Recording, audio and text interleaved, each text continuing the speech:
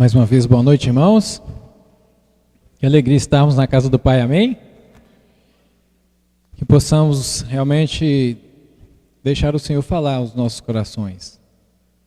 Que possamos, a cada dia, assim como o pastor Gabriel tem falado, termos esse compromisso com a obra de Deus, com a casa de Deus, com os nossos irmãos e principalmente com o nosso Deus.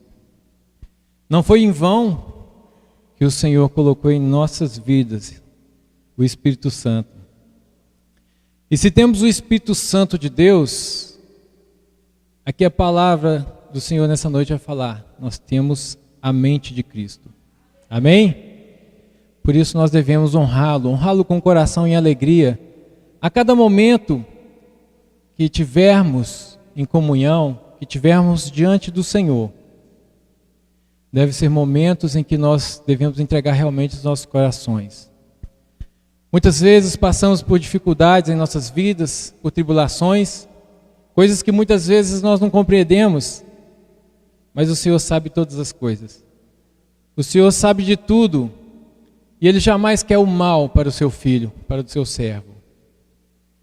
Mas se quando passamos alguma dificuldade, passamos alguma experiência desagradável, em tudo dai graças. Em todo o tempo alegrarei diante do Senhor, como diz o Salmo, amém? Irmãos, amanhã, reunião de oração na casa da irmã Carmelinda. Isso mesmo, né, Max? Às 19 horas, na casa da irmã Carmelinda. Os irmãos que não sabem onde é a casa da irmã Carmelinda, hoje mesmo a gente vai estar colocando o endereço lá no grupo, e quem não tiver no grupo, procure o irmão Maxwell depois do culto, que ele vai orientar e mostrar o endereço da reunião de oração. Reunião de oração é muito importante. Às vezes não dá para todos irem, mas aqueles que puderem, estejam lá, intercedam pela igreja, pelos irmãos, por nós, porque nós devemos ficar firme a cada dia, pois a palavra nos fala: quem está em pé, cuide que não caia. Vou convidar as crianças aqui à frente.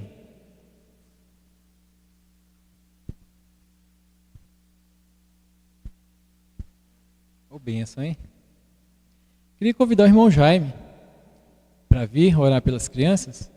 Os irmãos coloquem de pé, vamos estender as mãos.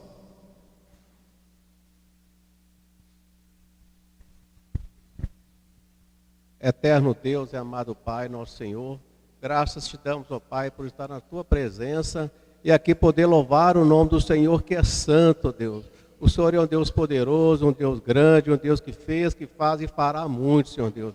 Te louvamos pela vida dessas crianças aqui na frente, ó Pai, que são representantes da igreja, Pai, que só é a igreja do Senhor hoje e no amanhã também, Senhor Deus. Que elas possam crescer em espírito e em verdade, ó Pai, elas possam desenvolver em sabedoria na presença do Senhor. Que o seu nome aí muito há de ser falado na boca dessas crianças, Senhor Deus. Que seus pais, o Pai, possam estar atentos à criação, ensinando a palavra do Senhor, Pai, na vida delas. E a igreja também, o Pai, possa estar participando, como divulgar a palavra do Senhor na vida dessas crianças, Pai. Te louvamos e agradecemos no nome do Senhor Jesus Cristo. Amém, Senhor. Amém. Vamos poder sentar? Maravilha, né? Vamos abrir nossas Bíblias lá em 1 Coríntios, no capítulo 2.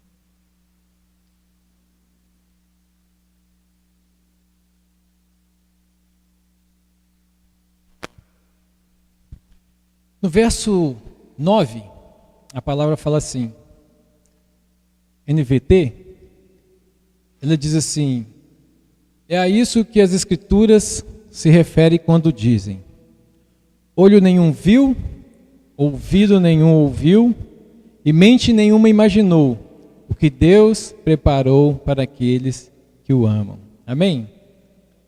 Vamos orar mais uma vez. Pai amado, te agradecemos por tua palavra. Fala aos nossos corações, ó Deus, que o teu Espírito Santo, ó Deus, no coração de cada um, na mente de cada um aqui nessa noite, esteja falando, esteja nos moldando conforme a tua vontade. Pai amado, que não seja eu, mas sim a tua palavra, a moldar, a convencer, ó Pai, de que nós necessitamos a cada dia estarmos perto de Ti e guardar, ó Deus, a Tua palavra em nossa mente e em nossos corações. Obrigado, ó Deus, mais uma vez em nome de Cristo Jesus. Amém. Irmãos, esse texto, um texto, o pastor João, ele gosta muito dessa passagem, né? E quando a gente começa lendo aqui, e a Escritura ela nos diz que olho nenhum viu, ouvido nenhum ouviu e mente nenhuma imaginou o que Deus preparou para aqueles que o amam. E muitas vezes nós imaginamos, começamos a pensar, será o que é que o olho não viu e que o ouvido não ouviu e que não chegou ao coração? E a gente imagina várias coisas, e a gente imagina a Nova Jerusalém, e a gente imagina todas as coisas que ainda virão, que acontecerão, coisas grandes, tesouros, alguns falam em mansões celestiais, e bênçãos sem medida. Porque nós não imaginamos realmente as coisas que virão, as coisas que estão por vir. Mas uma coisa, eu atentei essa semana, e foi interessante, o pastor Gabriel trouxe hoje de manhã, na palavra que ele trouxe de manhã, falando sobre o distanciamento de Deus. Quem estava aqui de manhã vai se lembrar. Há várias formas de se distanciar de Deus. E um trocadilho, né, que a gente faz, acontece primeiramente com o distancia a mente de Deus. É quando nós distanciamos os nossos pensamentos de Deus. E aí sim nós nos afastamos. A palavra de Deus, ela fala que Deus, Ele não está com o braço encolhido para que não possa nos alcançar. Imagina, irmãos. Por que então será que a gente não sente a mão de Deus, a presença de Deus? Às vezes a gente se sente tão só, não é? Às vezes cantamos que nós não olhamos as circunstâncias, mas olhamos. Não é assim? Nós olhamos as circunstâncias. Será que se tivesse chovendo, está chovendo, será que estaríamos todos aqui? A primeira coisa que a gente ia pensar mas está chovendo. Não é isso? Mas está chovendo.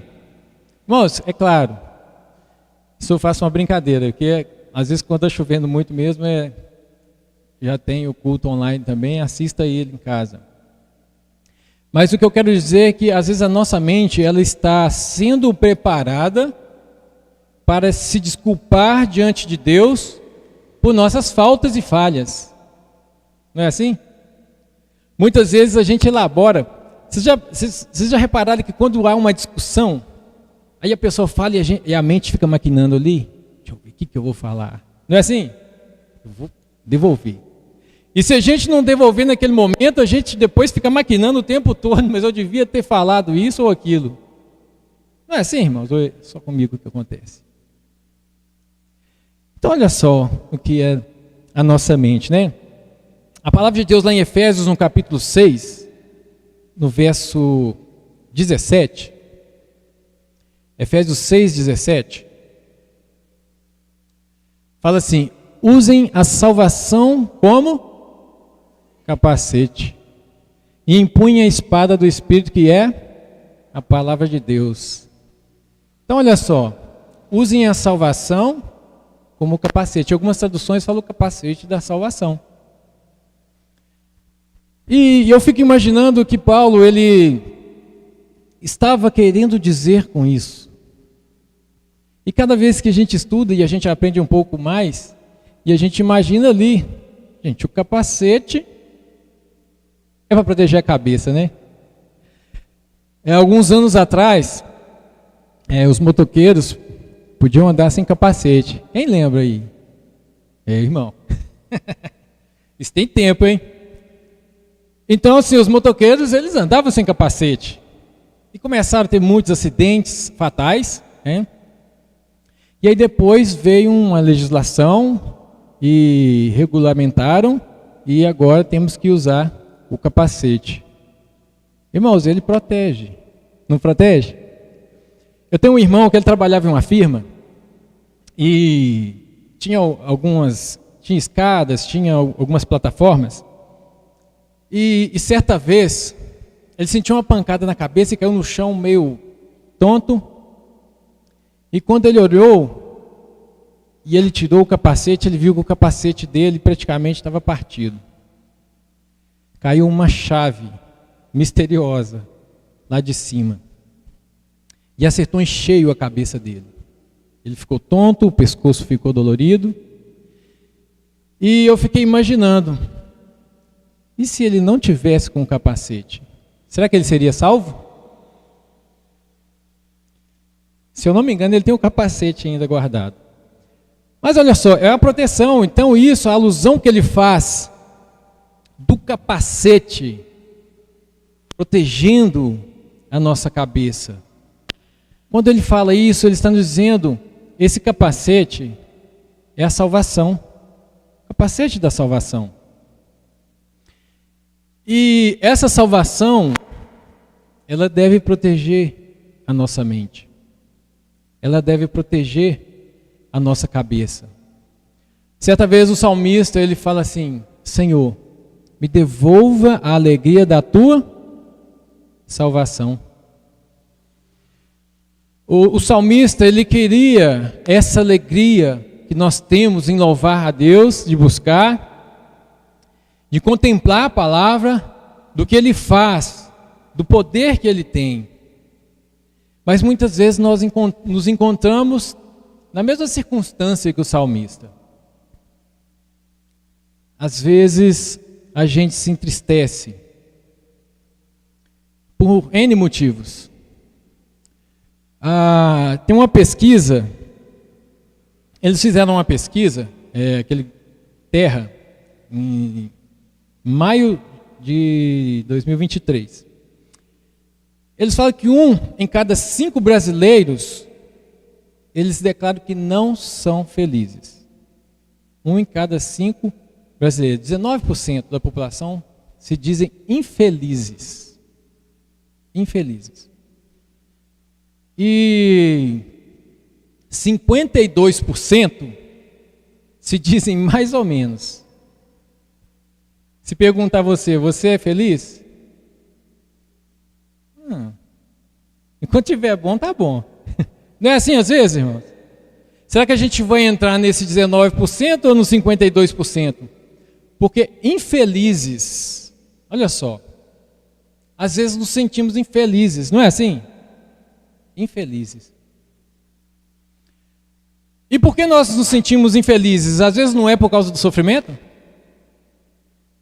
Perseguições.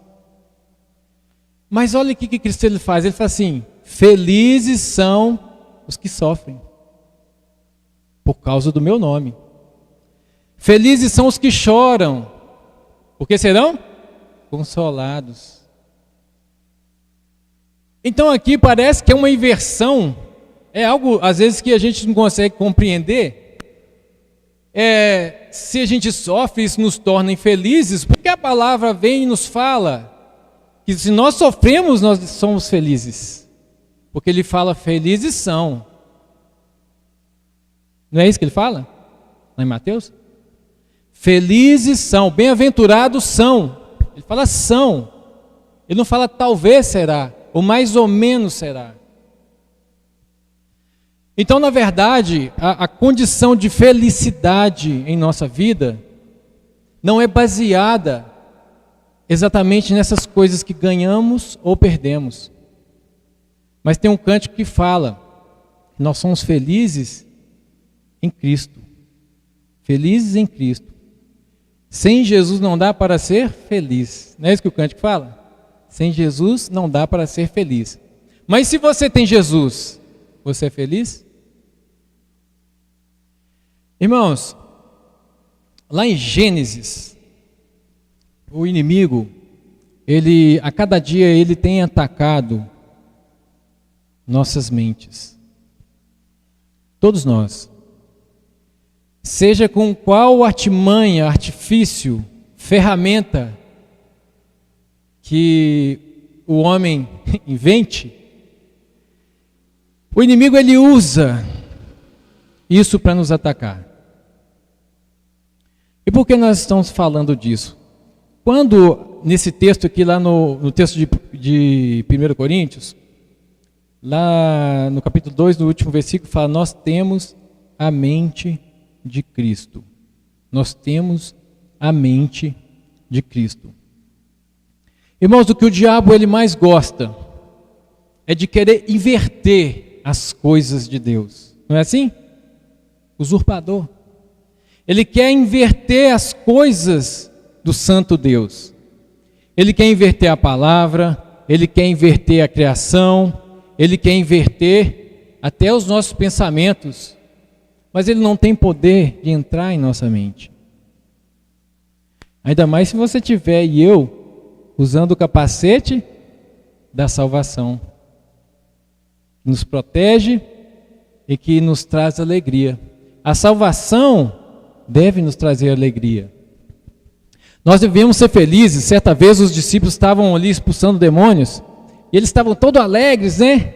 Nós estamos alegres porque os espíritos se sujeitam a nós. Aí o Senhor Jesus falou assim com eles: olha, não se alegre por causa dessas coisas. Se alegre porque o nome de vocês estão escrito no livro da vida. Amém? Irmãos, não se alegre por causa do carro, da casa, dessas coisas. Se alegre também. Mas que isso não seja o motivo da sua alegria. Tem um cântico também que fala: Jesus é o motivo da nossa alegria. Que o Senhor seja o motivo da nossa alegria. Amém, irmãos? Porque quando nós traímos uns aos outros, quando eu falho com um irmão, supomos que eu falhei com um irmão. Talvez a primeira reação é falar mal, né? Irmão Alexandre, irmão Gabriel, pastor Gabriel, irmão Toninho. E às vezes a gente faz isso. Não é assim? Pastor Gabriel ele tem sempre tratado isso aqui com a gente. Embora ainda ele é um pouco mais novo que eu, mas eu tenho aprendido muito com ele. Um servo de Deus que se dedica e traz palavras maravilhosas vinda de Deus a nós. Devemos valorizar isso. Devemos nos alegrar. E essa semana ele falou que nós devemos ajudar mais, murmurar menos. Não é isso que ele disse? E quando ali no jardim, Adão e Eva, eles pecaram e ali houve aquele rompimento e aquele distanciamento de Deus, o Senhor ele falou assim, lá em Gênesis capítulo 3, no verso 15. Gênesis 3, isto. No verso 15 ele fala assim: farei que haja inimizade entre você e a mulher, e entre a sua descendência e o descendente dela. Ele lhe ferirá a cabeça, e você lhe ferirá o calcanhar. Aqui o Senhor falando a serpente ali era Satanás, a antiga serpente. Ele fala ali a Satanás dessa inimizade com o descendente da mulher. E quem seria esse descendente da mulher? Hoje nós sabemos, o descendente que ele fala aqui é o Salvador, é o nosso Senhor, é o descendente da mulher. E o importante é a gente ter essa ressalva em que ele diz: ele lhe ferirá a cabeça e você lhe ferirá o calcanhar. Quando Deus levantou o povo de Israel, tirou eles do Egito, o povo de Israel era como a igreja. Era como se fosse o corpo de Deus. A igreja não é o corpo de Cristo? Deus, ele estava querendo usar Israel para ser luz para as nações, para mostrar às nações que o único Deus poderoso e verdadeiro era Jeová. Aquele que salva, aquele que abre o mar, aquele que abre o rio Jordão, aquele que faz cair maná, alimento durante a noite, codornas para se comer, água da rocha, coluna de fogo e a nuvem. Então, essas coisas começaram, irmãos, a se tornar pequenas demais para o povo. Quantas vezes nós pensamos em nossa vida? Na minha vida não acontece nada de grande, nada de diferente. Às vezes pensamos que nós somos inúteis. Eu sou inútil. A Bíblia fala que eu sou como uma erva que... Às vezes a gente é tão coitado, né? A palavra de Deus fala que eu sou pó. Fala que eu sou, então eu vou ser pó. Para ser pisado. Não é assim? Mas olha, quando aqui está falando que a serpente ia ferir o calcanhar. Quando a gente imagina, a gente andando numa mata, a gente se depara lá com a cascavel, né? Logicamente que a gente não vai lá dar bicudo nela. Aliás, irmão, se você pisar na cascavel é capaz de você ser preso, né? Hoje em dia é difícil, né? Então a cascavel, a reação dela vai querer picar nosso calcanhar, nossa perna ali. E a nossa reação vai ser, a primeira oportunidade que tiver, se eu não correr, é esmagar a cabeça dela. Não é isso que acontece, irmãos? Mas sabe o que o diabo começou a fazer? Ele começou picando o calcanhar do povo de Israel. Até teve a questão das serpentes ardentes lá no deserto, mas ele começou sempre ali levantar pessoas para colocar o povo contra o líder, contra Moisés, e consequentemente eles se colocavam contra o Deus verdadeiro. E assim eles adoeceram. E assim eles ficaram naquele deserto. Parecia então que o diabo ele tinha vencido. Mas lá na frente, os descendentes daquele povo que ficou no deserto, entrou na terra prometida e Deus venceu as batalhas para eles. Deus é a cabeça. Irmãos, mas olha como que o inimigo ele faz. Lá em Mateus, capítulo 27, versículo 29 e 30, quando o Senhor Jesus ele vai para o deserto e ele vai ali meditar, vai orar, vai se santificar cada vez mais, ainda ele já era santo. Mas acontece que ali Satanás ele vai e a Bíblia relata 3 tentações. Ali foram várias tentações. Foram 40 dias e noites de tentações. Mas a Bíblia relata 3. E eram bem pertinentes as tentações. Mas eram coisas vãs, coisas vagas. É como se eu prometesse para você alguma coisa que você já tem, que já é seu. É algo que já é seu. E eu fosse lá e ficava te tentando. Não é seu, não é meu. Porque o Senhor mesmo falou que o mundo jaz no maligno. Então é tudo meu. Agora se você se prostrar diante de mim, eu te dou tudo aqui de novo. A Bíblia fala que o Senhor Jesus é Rei dos reis e Senhor dos senhores. E a Ele pertence todo o poder. Mas olha só lá em Mateus 27, o 29 e 30. Teceram uma coroa de espinhos e colocaram em sua cabeça. Em sua mão direita puseram um caniço, como se fosse um cetro. Ajoelhavam-se diante dele e zombavam: salve, rei dos judeus. Cuspiam nele, tomavam-lhe o caniço da mão e com ele batiam em sua cabeça. Irmãos, aqui, Satanás ele quer inverter a ordem da palavra e vontade de Deus. Satanás aqui ele estava tentando esmagar a cabeça, ou o cabeça, o Deus Todo-Poderoso. Ele queria, em várias situações, mudar a mente de Cristo. Fazer com que ele desistisse daquilo que ele veio fazer. Todas as promessas que ele fez, o diabo ele tentou Jesus. Todas essas coisas. Mas quem já levou aqui um surdão, um cascudo, alguma coisa, algum tapa na cabeça? Os irmãos já levaram?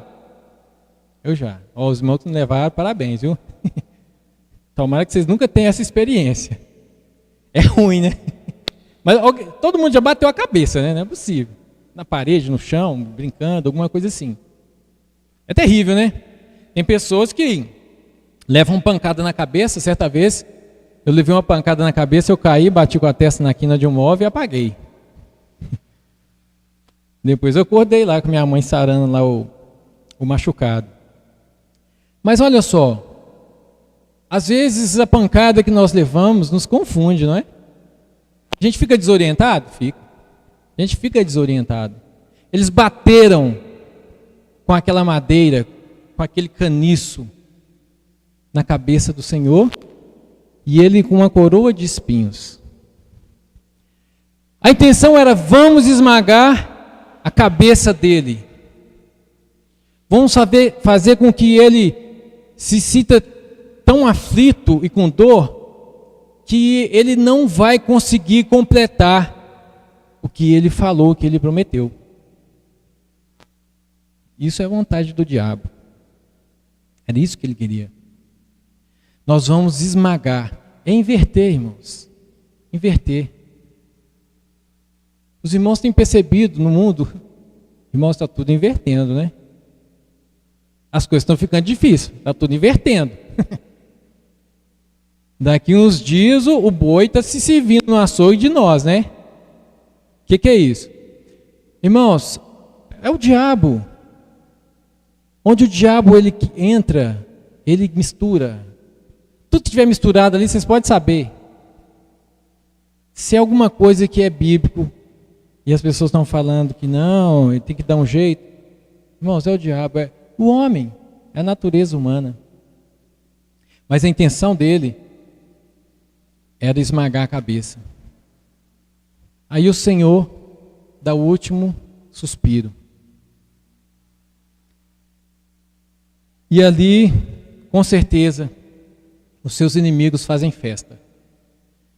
Eles fazem aquela festa porque o Senhor, o Salvador, estava morto.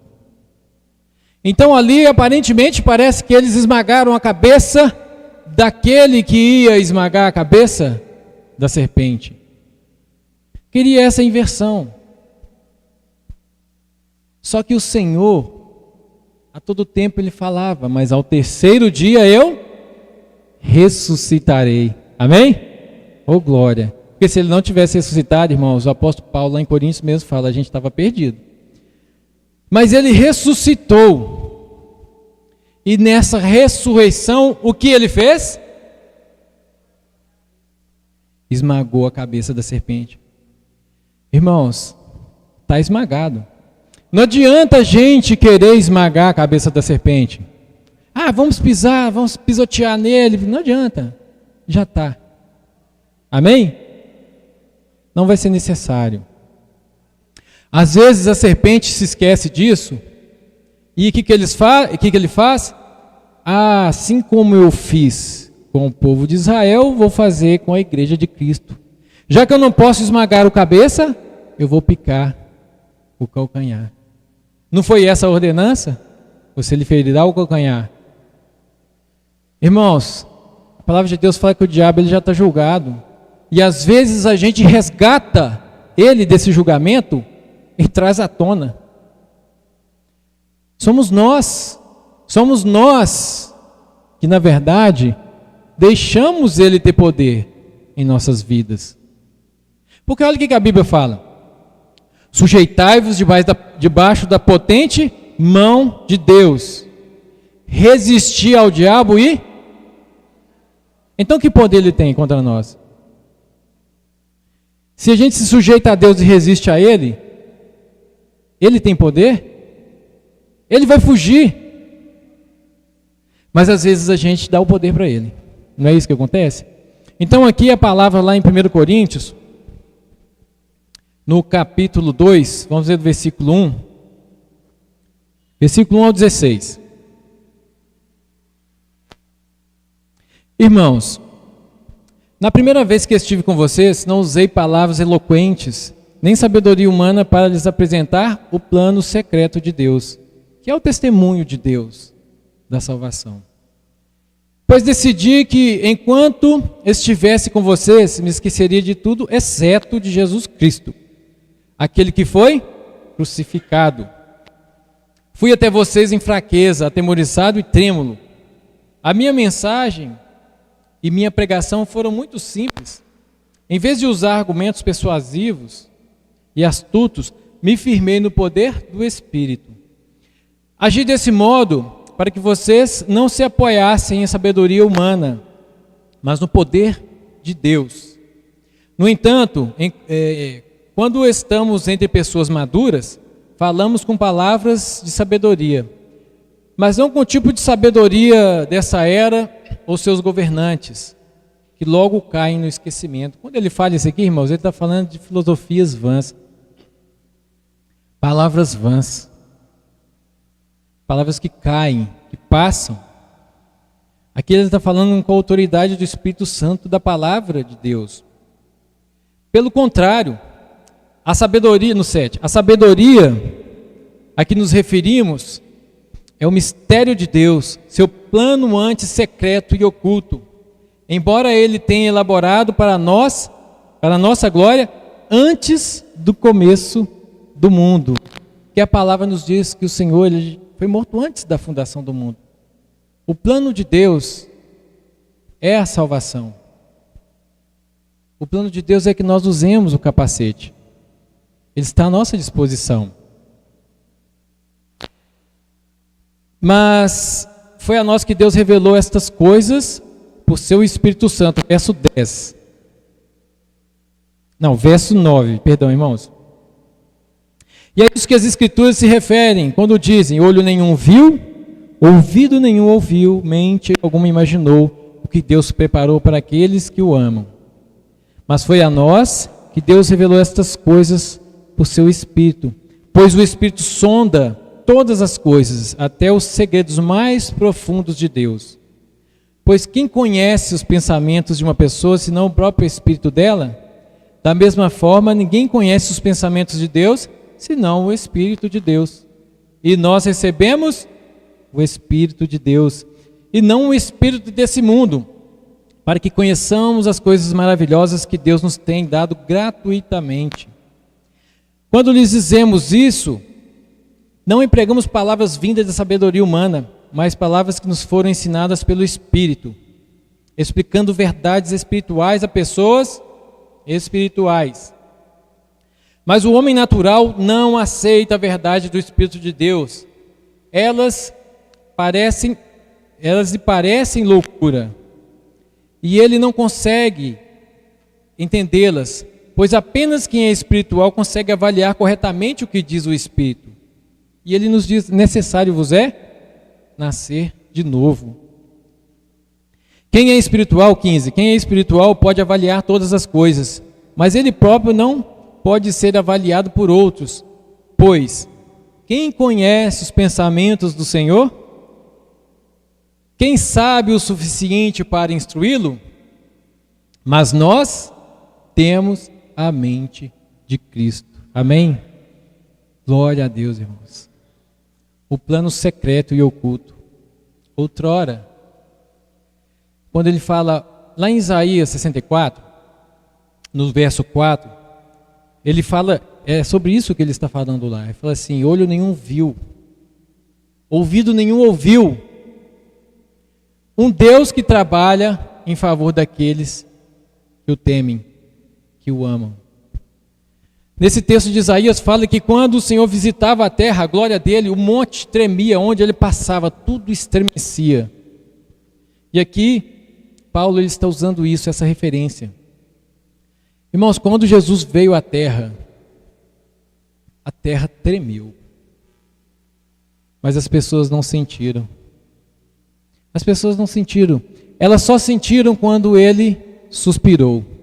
E houve um terremoto, não foi? Ali romperam várias pedras, o véu do templo se rasgou. Então, uma pessoa falou: esse verdadeiramente é filho de Deus. Mas quando ele nasceu, quando ele pisou a primeira vez aqui na terra, essa terra, houve um rebuliço que ninguém sentiu. E por que não sentiram, né? Pensa, irmãos, Deus visitando a terra em carne.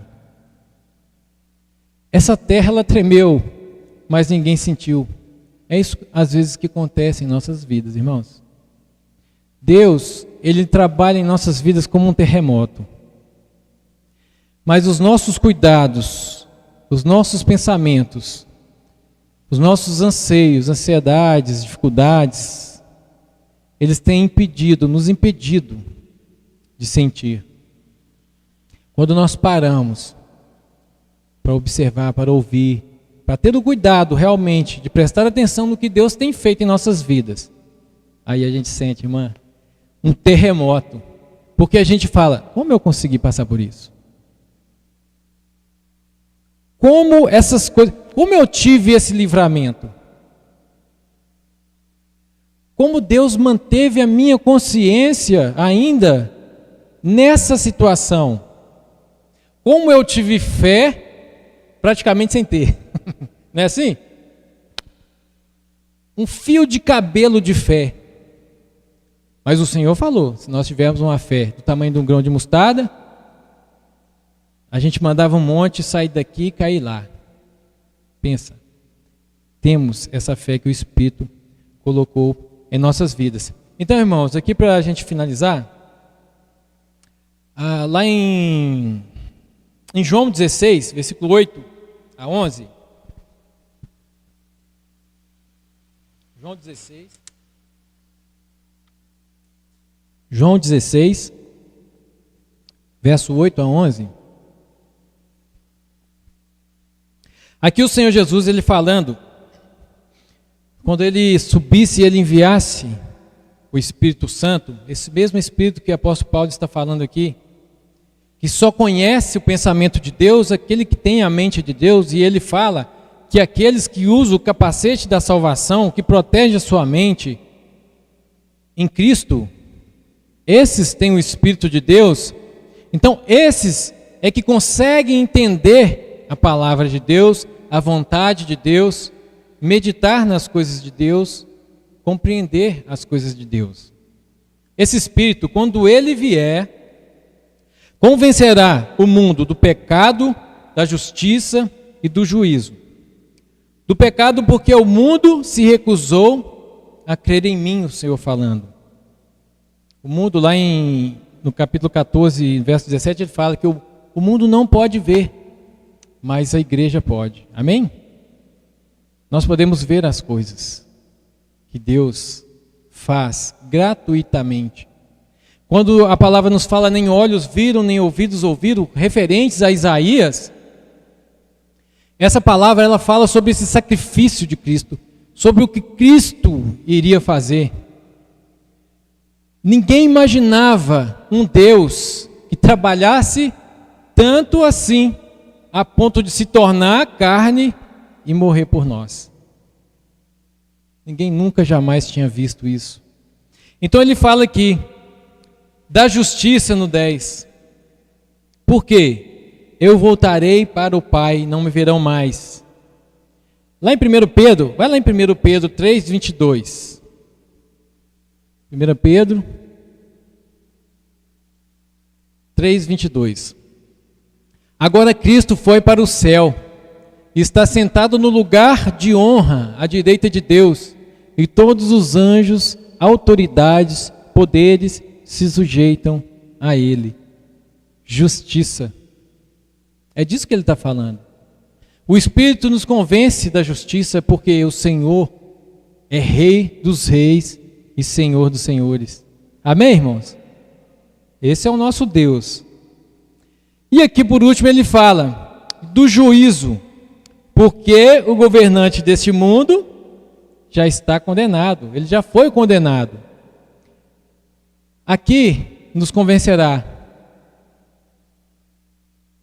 do pecado, da justiça e do juízo. Esse Deus assentado no trono, é Ele que nos garante essa salvação. E o Espírito que Ele nos dá, é o que nos dá confiança, a segurança da nossa salvação em Cristo Jesus. Mas uma coisa é certa, irmãos, às vezes a gente dá muito espaço realmente para o diabo, mas a palavra diz, o governante desse mundo, Satanás, ele já está condenado. Lá em Mateus 25, 41, Mateus 25, 41.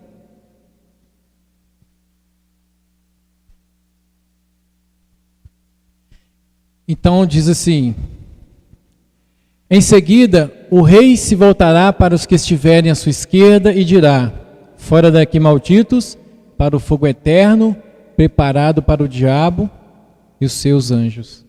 Irmãos, ele já está condenado. Não vamos, amém? Não vamos absolvê-lo. Não vamos trazer ele à tona para respirar, né? Nós pedimos a Deus no cântico que nos traz à tona para respirar. Uma alusão a Pedro, né? Mas o diabo já está esmagado.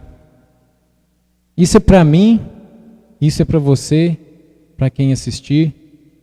O diabo já está esmagado. O Senhor já esmagou a cabeça dele. O lugar dele já está reservado. O inferno, preparado para o diabo e os seus anjos. Então, somos nós que damos moral para ele, viu? Somos nós que deixamos ele agir em nossas vidas.